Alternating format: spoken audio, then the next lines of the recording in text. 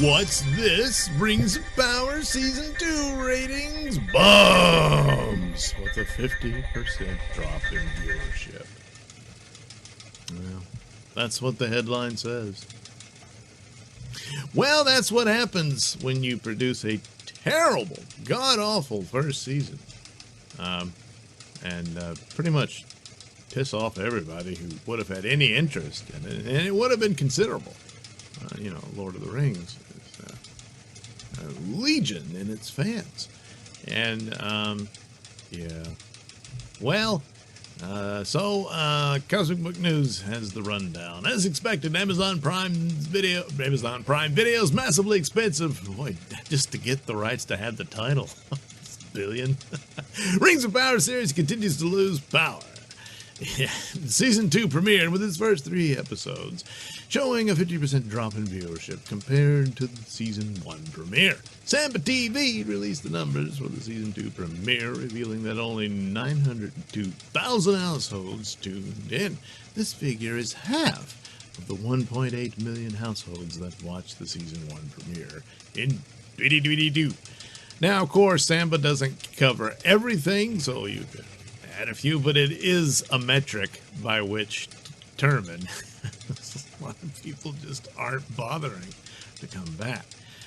It's also worth noting that the viewership for Season 2 is even lower, as Samba TV measured an additional day compared to the first season's premiere. So, okay, well...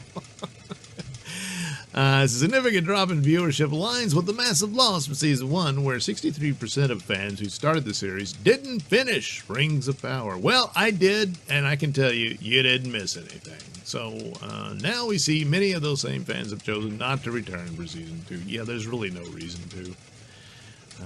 It doesn't respect the lore. And quite frankly, apparently with what they bought in the rights, they don't have access to actual the extra material that they could have cobbled together a story. They're still doing a sort of prequel to the Lord of the Rings with, detailing how Sauron rose to power and then they had to go to war against him and he forged the rings. And so that's, that's why it's called Rings of Power and all that. But it's just cluttered with so much stupid and on all accounts, and chasing after idiot narratives that are in defiance of what the lore established. Now, you spent $1 billion to just have the name, and still you burn it down. Incredible. So 1.8 million U.S. households watched the premiere of The Lord of the Rings of Power during its 4 days available on Prime Video. So that's, the initial and the curiosity and whatnot. Well, how bad can it be? All the signs leading up to it didn't sound good. And then, sure enough, you get there. Well, I have seen the first 3 episodes of Season 2, primarily for Doomcock Show. I'm not going to be following this and giving you a review of every episode. Time permitting, I might binge through the rest of it just to detail this and that. But ultimately, were there any plus signs here? I guess it's only 3 episodes, but they kind of put Galadriel, kind of reined her in a bit, and actually she's initially being blamed for having been fooled by Sauron and all that stuff in the previous season, which was this stupid soap opera. She's attracted to the bad guy. Narrative and all of that. It was absurd.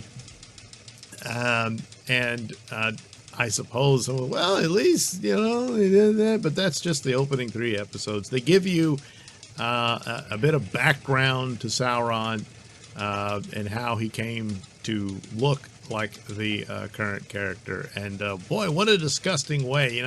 Doctor Who just regenerates, but man, the process this guy's got to go through. Oh boy. Right in the first episode, they gut him, and then his poo leaks through the cracks in the ground, and then that's all that's left of him. But then that eats a rat, and so he gets a little more form. He eats some centipedes, Then he eats an old drunken woman, and finally he comes back to full form. And so, nobody knows who he is, but eventually, everyone figures it out. So, there you go. He's still struggling for dominance over Mordor, but what's his name? The Dark Elf is in charge at the moment.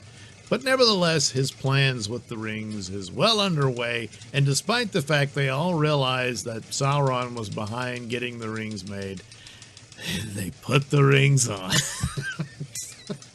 So, you just have to conclude, the elves are stupid. Elrond's the only one who says, hey, maybe this is a bad idea. But, well, they just wanted to wear them. They thought they were pretty.